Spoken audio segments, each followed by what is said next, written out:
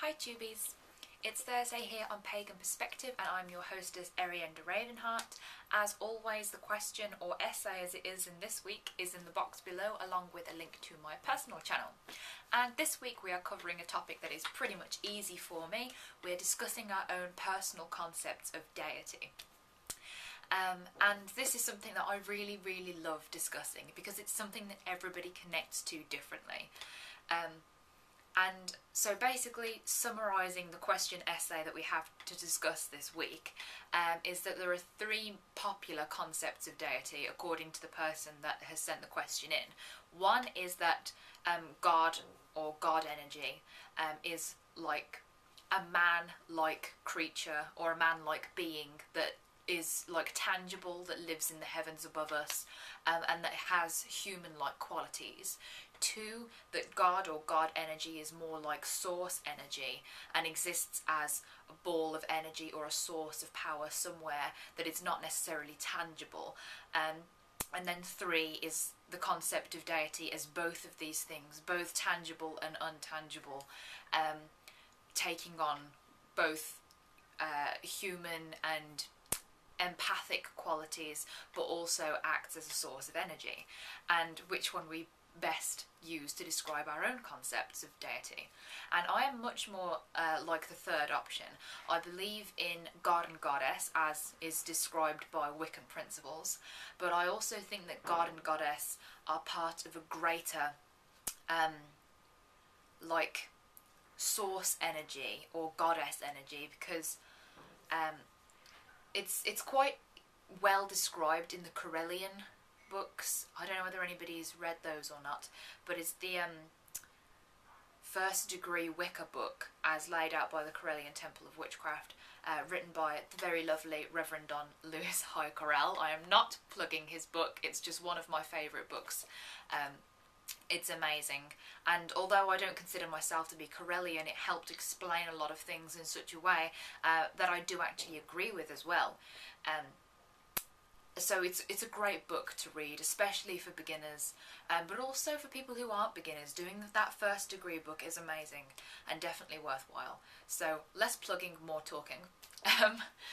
So like I say, it's that kind of concept that God and Goddess is how I connect to those energies, because it's more relatable for me to talk to Goddess when I need sort of feminine spiritual qualities, and then communicate with God when I want more physical, tangible, masculine energies. But I also appreciate the fact that God and Goddess are not the be-all and end-all of divine energy, because I also communicate with divine energy in the form of the elements, and I see the power of the elements as being made up of a similar energy to God and Goddess, but with its own distinctive qualities. So the quality of air is that of thought and communication and decision making, fire being creation and passion, creativity, water being emotions, relationships and how we communicate with other people, and then earth being the grounding, the physical, the knowledgeable, and also how all of those things connect, and then spirit being the fifth element, or what unites them all. And I don't really see spirit as a fifth element on its own, but if you've ever looked at the witch's pyramid, you'll see how I sort of view the five elements working together.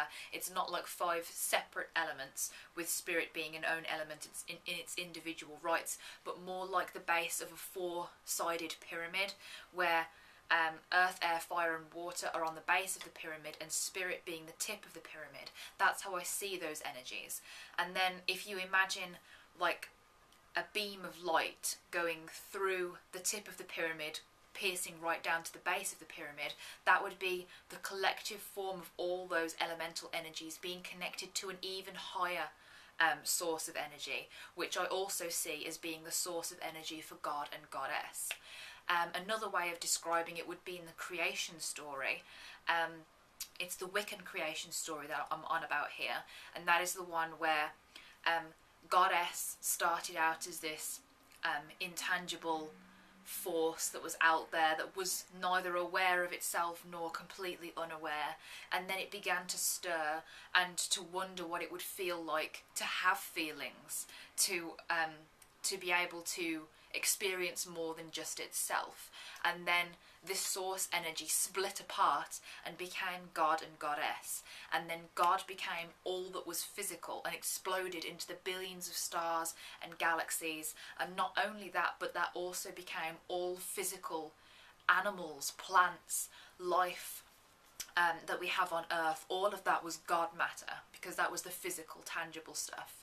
And then the goddess was so heartbroken to have been split apart from herself. She felt like half of herself, like she needed to be reunited with the other half of herself, which was God energy. So she split herself apart again into the millions and millions of soul energies, or what I now consider to be higher self of every living thing, and then descended into the God matter and became the spiritual soul of every living thing by descending into God matter and becoming part of all of these God particles. So if God became man and plants and trees, Goddess became the life force in plants and animals and trees, and then animated those things and gave them more than just their physical being and became one whole being again. And that when we pass away, our physical body returns to the earth and returns to source, and that higher energy, that goddess energy that was the soul and the animating force of that being, returns to source goddess, or source energy. And that is how I sort of see how everything sort of fits together, and that is pretty much quite similar to the Corellian point of view, although I do use other myths, other legends, other concepts from history as well. So I don't really stick to one pantheon, although I am mainly focused on the Greek pantheon personally, just because that's the archetypes that most appeal to me, and the legends that I find personally that just the most appealing to me in my path. I don't just stick to the Greek pantheon, so different creation stories from different pantheons. I quite like a lot of Egyptian mythology as well, but I think that all of the different religions over the many, many billions of years, and all of the different spiritual paths have different ways of describing those things, and I think they're all ways of describing the same events, trying to connect this same energy that all religious people or all spiritual people acknowledge is there, this higher power that we don't necessarily have an explanation for, but is our way of connecting to that.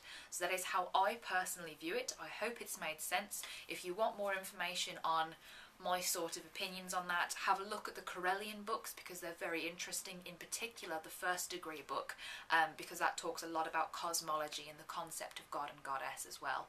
And also Google the Wiccan creation story, because I had to cover that quite briefly there. So I hope you found this topic as interesting as I did, and until next week, may you blessed be.